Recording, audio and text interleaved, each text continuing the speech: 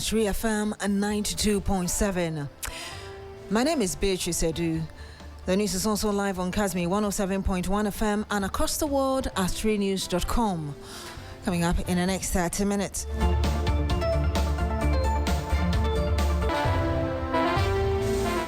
Supreme Court unanimously dismisses a consolidated suit challenging the legality of the removal process of former Chief Justice Gertrude Isaba TORKORNOO. Also on the program this afternoon, government releases 350 million Ghana cedis to the National Disaster Management Organization to fund emergency flood relief and mitigation efforts following Monday's devastating flood.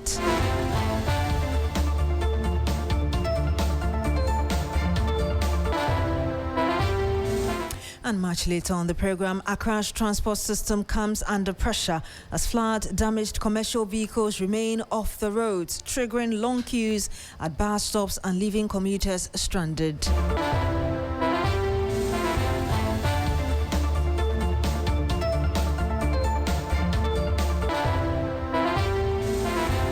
Thank you very much for joining us this afternoon. The Supreme Court has unanimously dismissed the consolidated cases filed by Vincent Assefuwa Atachia and former Chief Justice Gertrude Isaba TORKORNOO, together with the Center for Citizenship, Constitutional and Electoral Systems Census, challenging the legality of the process leading to the removal of the former Chief Justice. The suit questioned the constitutionality of the President's decision to proceed with the removal process and Article 146 of the Constitution, arguing that the procedure adopted was unlawful. However, the Supreme Court has now ruled against all the applicants, clearing the way for the process to stand. And Lord Edwasare is our court affairs correspondent.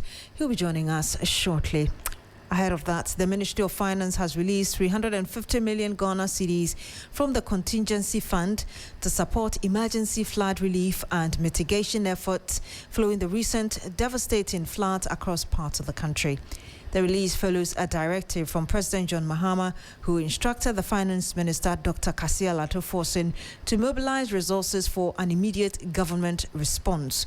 In accordance with Article 177 of the 1992 Constitution, Parliament Finance Committee approved the withdrawal before the funds were released. The Controller and Accountant General subsequently opened a dedicated National Disaster Management Committee account at the Bank of Ghana and transferred the full 350 million cedis. Of the total amount, 200 million Ghana cedis has been allocated for emergency relief to flood victims and affected communities, while 150 million Ghana cedis will fund flood mitigation project aimed at reducing the impact of future flooding. The government says the funding is intended to provide immediate assistance to affected communities while strengthening measures to improve the country's resilience against future flood disasters. Meanwhile, former Minister for Works and Housing Francis Asenso-Boakye has described the government allocation of 350 million Ghana cedis for flood relief and mitigation as an afterthought, accusing it of failing to act proactively. The Bantama MP argues that the scale and impact of the recent flooding could have been reduced if the current administration had continued key flood control projects initiated under the Akufo-Addo government, including the National Flood Control Program.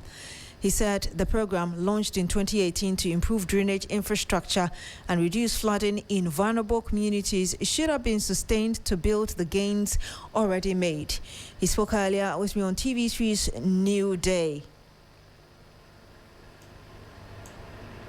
The National Flood Control Program is to help, first of all, to build new drains, to rehabilitate new damaged ones or weak ones, and also to embark on the silting exercise, especially ahead of the rainy season. It started in 2018, and in 2018, government committed 200 million Ghana cedis. It continued, and in 2020, the government committed 250 billion Ghana cedis. And in 2024, the government committed 90 million. There are a lot of places in Accra and Kumasi that were flooding years back. And as a result of these interventions under the National Flood Control Program, all these areas are not don't flood anymore. The program requires continuous action and investment. He also rejected claims that the program had been ineffective, insisting that the recent floods do not diminish the impact of the interventions undertaken during his tenure.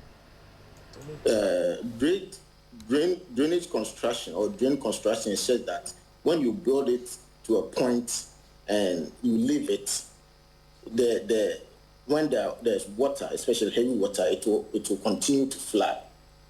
But if, for instance, this government had continued the program and continued to build from where we left off, it will have reduced significantly. So you admit that if indeed we need to continue and we've already spent 450 million Ghana cedis, we wasted that money. We have not spent. We said commitment, what government voted for. Some of the works, for instance, in 2024 are still ongoing.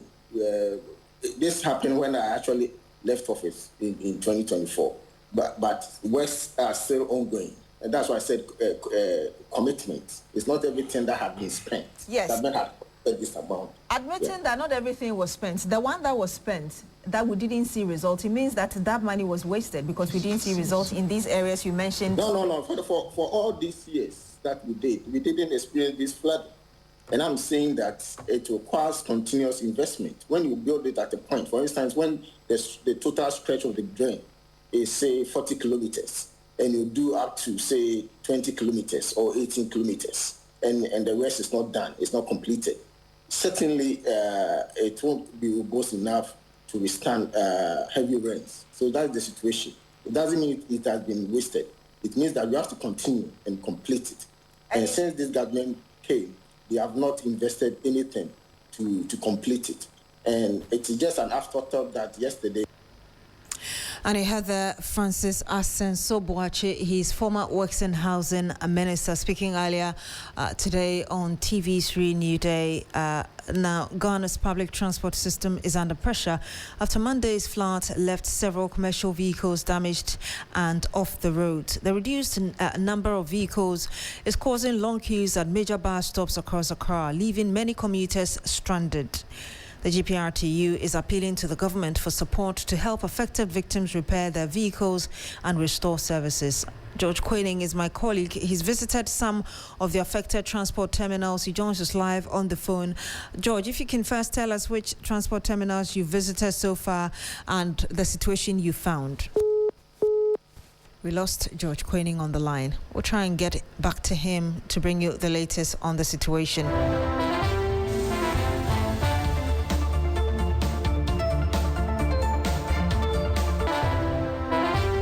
We stay on flood-related issues, and the onset of the rains and floods leave behind stagnant water bodies which become a breeding ground for mosquitoes. In a bid to prevent malaria infections during this season, thousands of children under 5 years across northern Ghana are receiving seasonal life-saving malaria medication alongside the distribution of insecticide-treated net in schools from today, the 2nd of July, to Sunday, the 5th. There's more in the following report. The Ghana Health Service reports that malaria prevalence has fallen from 27.5% in 2011 to 8.6% in 2022. Malaria deaths have dropped by more than 98% from over 3,200 in 2011 to just 52 recorded last year.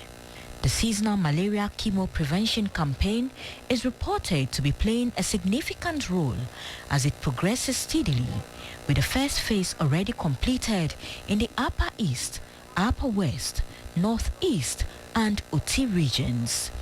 The intervention targets children in the Savannah, Northern and Bono East regions who are aged 3 to 59 months and belongs to the group most vulnerable to severe malaria. The Director General of the Ghana Health Service, Dr. Samuel Kaba Akoriye, says the campaign has been strengthened this year through digital registration and enhanced safety monitoring. We now look forward to start the cycle 1 in the northern Savannah, and Bono East regions from 2nd to 5th July 2026. We encourage all partners and caregivers of children aged 3 to 59 months to welcome our trained community health work volunteers into their homes and ensure that every eligible child receives the full course of treatment. Dr. Samuel Kaba Akoria also highlighted the ongoing school-based distribution of insecticide-treated nets to pupils in classes 2 and 6, describing the program as a reliable way of extending protection to entire households. In partnership with the Ghana Education Service, it ensures that every child, regardless of where they live, has the opportunity to sleep protected from malaria every single night. This approach increases ITN ownership in households, extending protection to the whole family under the roof. Some 1.5 million children are targeted for the next phase of the campaign. And that was a news desk report. Let's go to our earlier story about passengers being stranded because commercial vehicles were damaged in the floodwaters. George Koinin has visited some bus terminals. He is on the phone with us now. George, tell us which areas you've been to, what the situation is like. Richard, thanks so much. Good afternoon. Thanks for your time. So I'm currently reporting from Accra Mall. So we went to Jolu this morning. We went to La Paz, Cycle, and some adjoining areas. Clearly, it's already an issue. We have this transportation crisis already, but the latest report is the fact that Monday's torrential rainfall actually broke down some vehicles. It broke down some vehicles. And so I would say there are limited commercial vehicles in the system. And so as worsening the transportation crisis, I spoke to some people who actually were in the queue for more than 3 hours.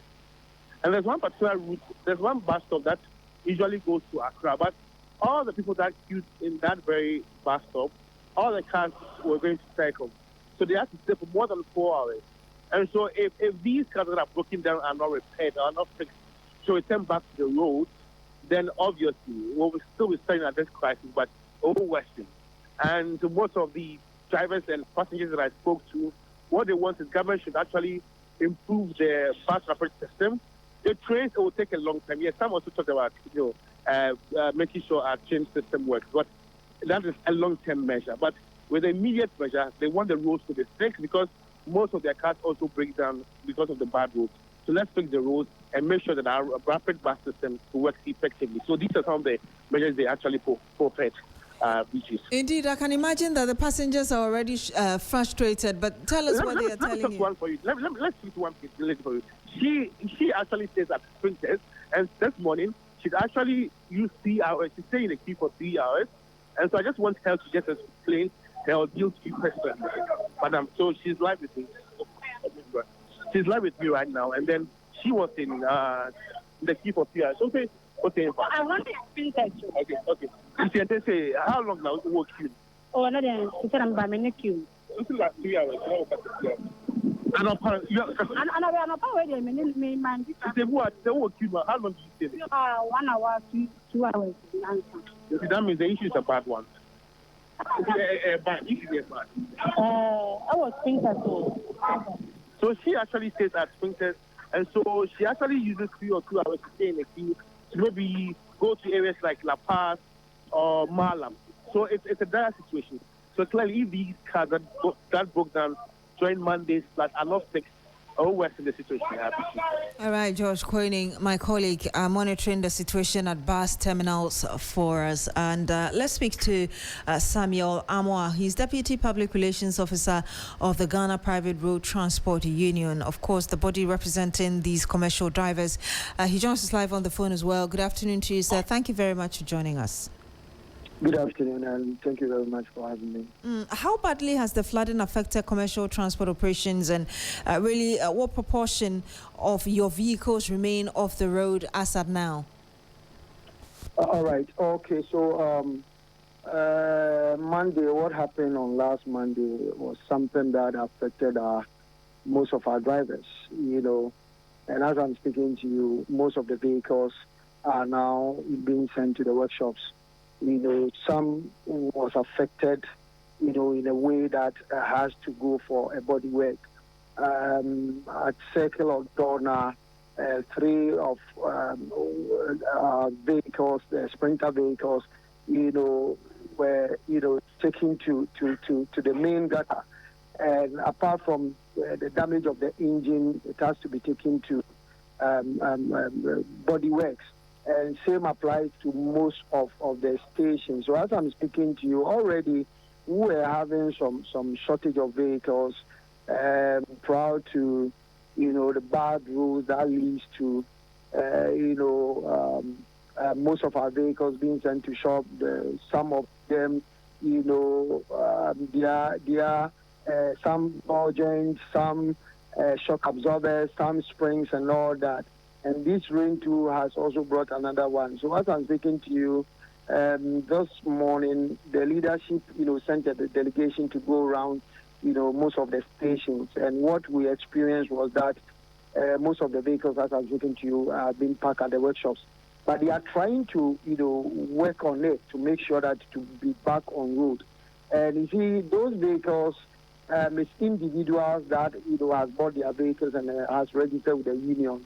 And so therefore, they need some assistance, to be able to fix those vehicles back. So we are doing our best to make sure that those vehicles will come back on roads. Today, I visited a certain station myself, and I find out that some vehicles has already been repaired. Some to take about a week or plus before it will come back on road. So we are trying our best to make sure that we continue serving the public. So you say that they need assistance. What is the biggest challenge, really, that they need assistance on in terms of getting the cars back on the road? Yeah, I'm talking about financial assistance. You see, normally, I remember some time ago we had a meeting with a transport minister together with the vice president. We made them understood that this is our business. Some of our car owners do go in for bank loans to purchase the vehicles, and because of high cost of spare parts, sometimes when the vehicle got damaged, it's difficult to repair them back. So this thing that has happened, most of them even don't have money to purchase engine or repair those vehicles back. That is why we are saying that some of them need financial assistance before they can be able to fix their vehicles to come back on road. All right, we'll have to end it here. Thank you very much. And that was Samuel Amoa. He's the Deputy Public Relations Officer for the Ghana Private Road Transport Union, the GPRTU. Thank you so much for speaking to us. Fresh details emerging surrounding the killing of 40-year-old Ghanaian Mr. Bashiru Isaac suggest that the incident did not happen during a March 30 protest and was shot in a different area as widely reported. So that must be the 30th of June. Now, some Ghanaians say that living in South Africa,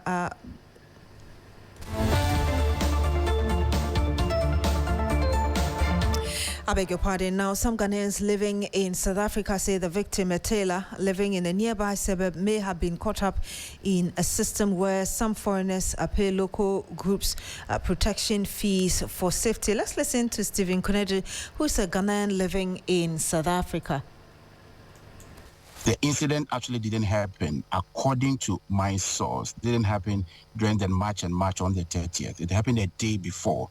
And when we talk about killings in that area, it was reported that it happened in Kailicha, and the incident actually, again, according to my source, didn't happen in Kailicha. This man in question is a tailor.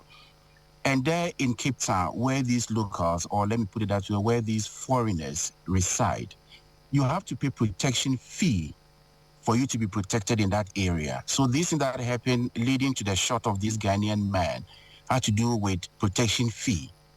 It had nothing to do with the march and march, the protest that happened on the 30th. Kailicha is a place where the foreigners live and also most of the locals, and the crime rate there is extremely high. So let me limit it to my people, my Ghanaians there. You have to pay protection. They have groups of people who have hired themselves to protect people. So there are groups of people.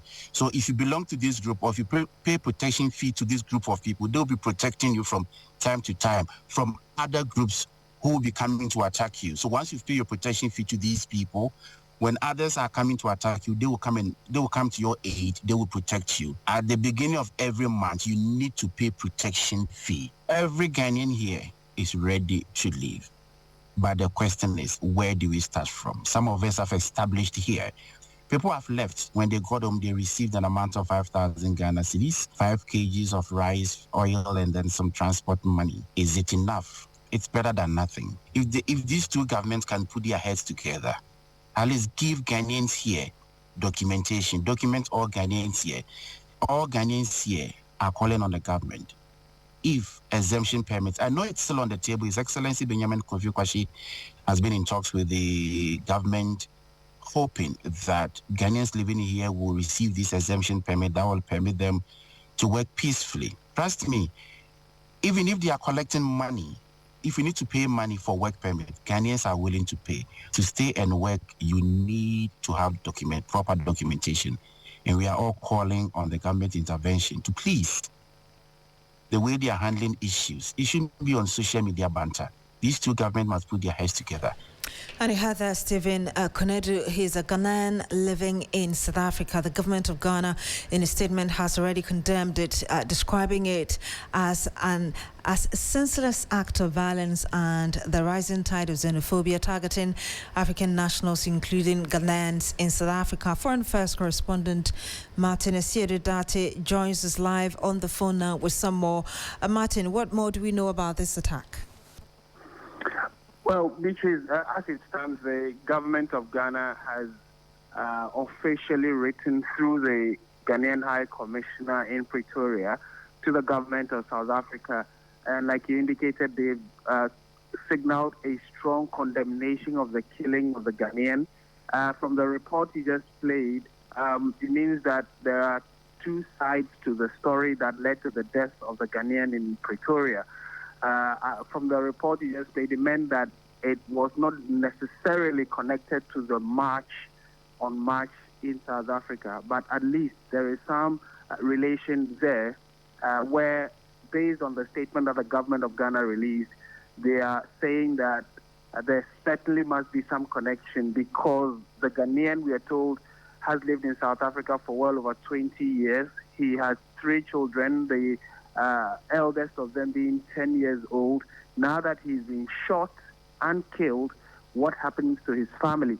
So the government of Ghana, through the statement, condemned the killing and are asking the South African government to undertake a dispassionate investigation to get to the bottom of what exactly happened. Again, they have written formally to the to the African Union Commission, asking the AU to step in to ensure that these reports of xenophobic attacks on Africans in South Africa or other African nationals in South Africa is dealt with at the very top. And there are already plans to repatriate the body of the 40-year-old Ghanaian, Bashiru Isaac, who we are told was shot, to Ghana. As to when exactly that would happen, we are unable to tell as of now. Beyond the ministry issuing the statement to condemn this act of violence as it describes it, what other steps are being taken in the interest of Ghanaians there? Yeah, so you know that in the very early moments that these reports started coming in, where the March on March demonstrators gave a June 30 deadline, the government of Ghana was quick to respond. They made aircrafts available and asked Ghanaians in South Africa to register. Those that want to voluntarily be repatriated to report at the High Commission so that the processing would be done. Out of that, almost 1,000 Ghanaians have been brought back home to Ghana. The statement further said that those who chose to still stay in South Africa are for Ghanaian citizens. So some phone numbers or contacts have been provided in case you are still in South Africa and you feel the pressures from the demonstration or the anti-immigrant demonstrations could get to you. Do not hesitate to contact the High Commission. In fact, there's a 24-hour contact open line that they can contact from any part of South Africa, and then the necessary consular assistance will be made available to them. But as it stands now, the total number of Ghanaians in South Africa are still probably over 10,000 in different parts of South Africa. We are unable to tell whether or not these match that led to the death of one person, Ghanaian, would continue. But we are picking signals that they say they know that because people think the one they did is the only one they will do, they might return. So the March on March people say they will continue with their protest until something concrete is done by the South African government. Thank you very much, Martin Asiridate. He's my colleague on the Foreign Affairs Desk. Jacob Osei-Yeboah, who contested the 2012 and the 2016 general elections as an independent candidate, has revealed that Kennedy Ohene-Agyapong would lead the base movement as its political leader. He told journalists in Kumasi on Thursday. He also asserts that the political organization is the only legally recognized movement operating under the base name in Ghana. We sat down with them, and that is why they withdrew from the court. But as all of us know, we know that these political parties will always send no's among such movements such as ours. That's right. And so definitely, we anticipated some of these things. And that is why we have actually dissolved all positions within the base movement. And just judge for yourself. If I, Jacob Osei-Yeboah, and Dr. Otibonsu is leading the base movement, judge for yourself. Others, look at the national executives behind us. Some are former commissioners within our security forces. We have great colonels within us. Can it be compared with others? We have lecturers. Tomorrow we will see lecturers and professionals all participating in our work. That's right. And so definitely you could see that we are well structured and we know what we are doing. I say whether they like it or not, Kennedy Ohene-Agyapong is coming come 2029. And you had Jacob Osei-Yeboah, the person who contested the 2012 and 2016 general elections, just saw here on the Midday News on 3FM 92.7. Freezer, yeah, diaba. Adama for diaba. Freezer, Adamba.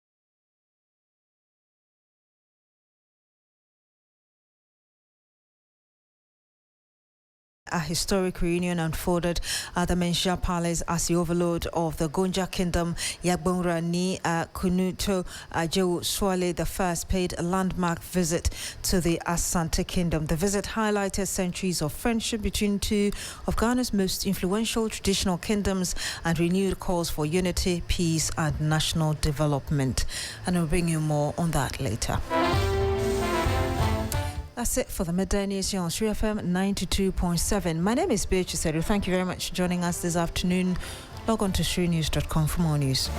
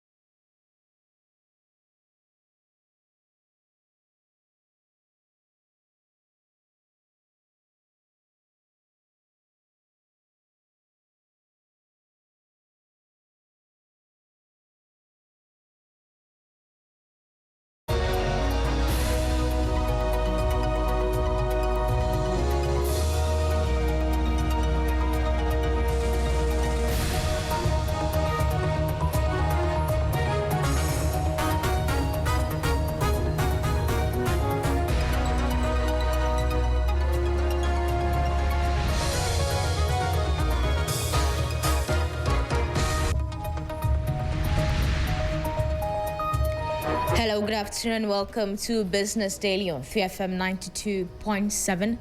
Coming up this afternoon, Ghana Statistical Service urges households to lean on seasonal substitutes and businesses to lock in long-term supply terms to navigate the rising inflation pressures. For businesses, the focus should be on managing costs through planning rather than reacting to short-term price movements. Also, management of the Tema Oil Refinery plans to expand its processing capacity to about 200,000 barrels of crude oil a day. And much later, Government of Ghana returns to domestic money market to borrow 3.371 billion cedis under tender 2014. We have details of our headlines and other stories. Please stay with us.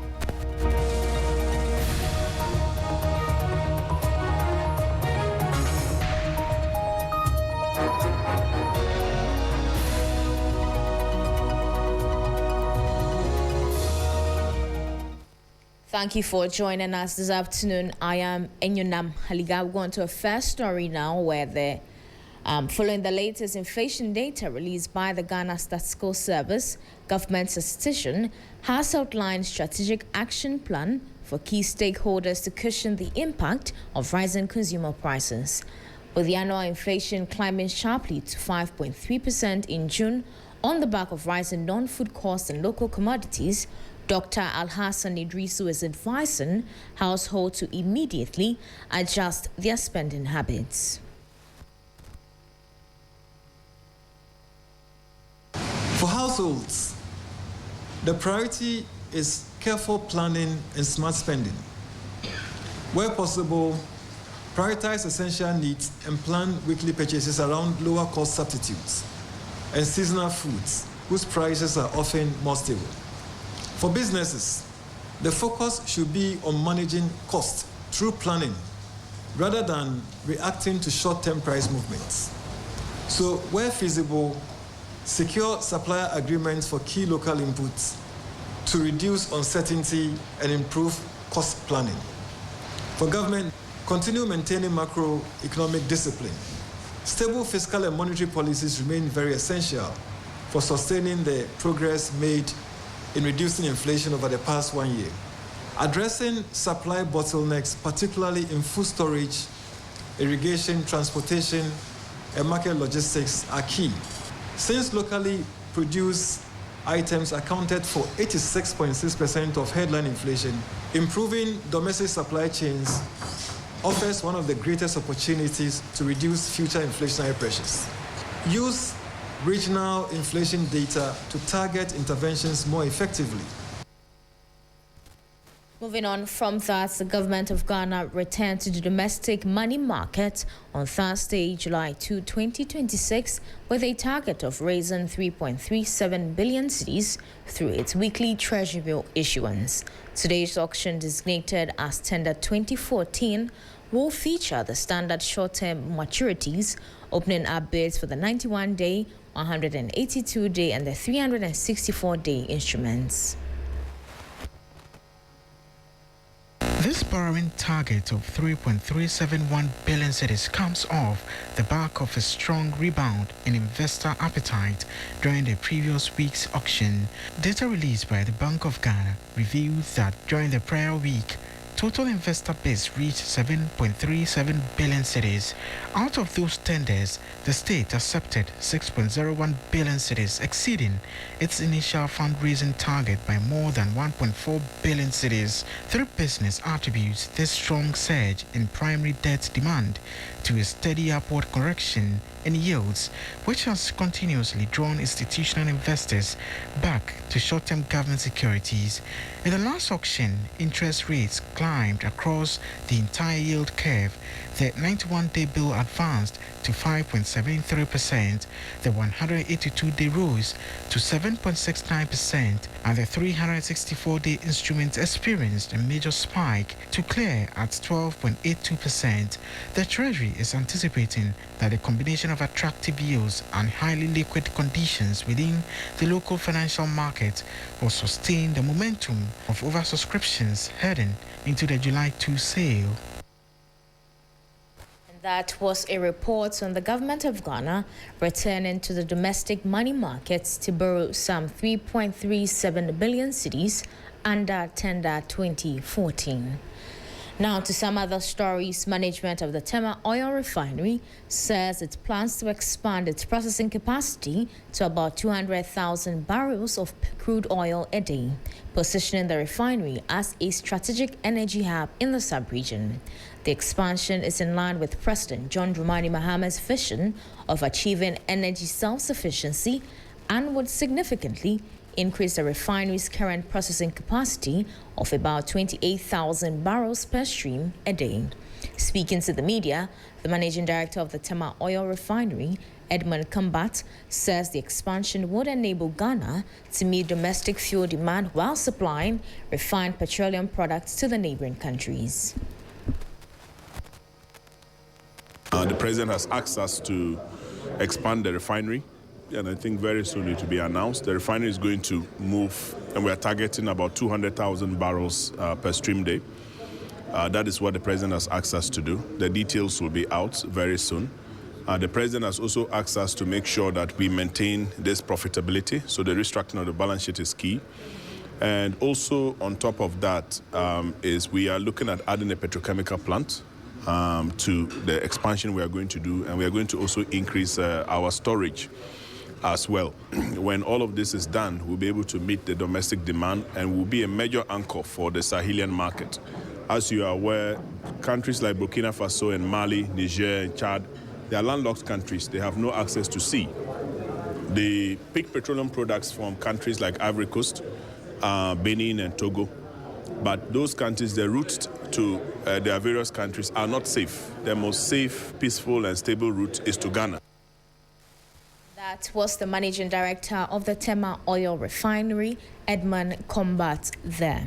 And that's how we end Business Daily here on 3FM 92.7. For more news, please check our website at 3news.com. I am UNANIMOUSLY. Enjoy the rest of your afternoon.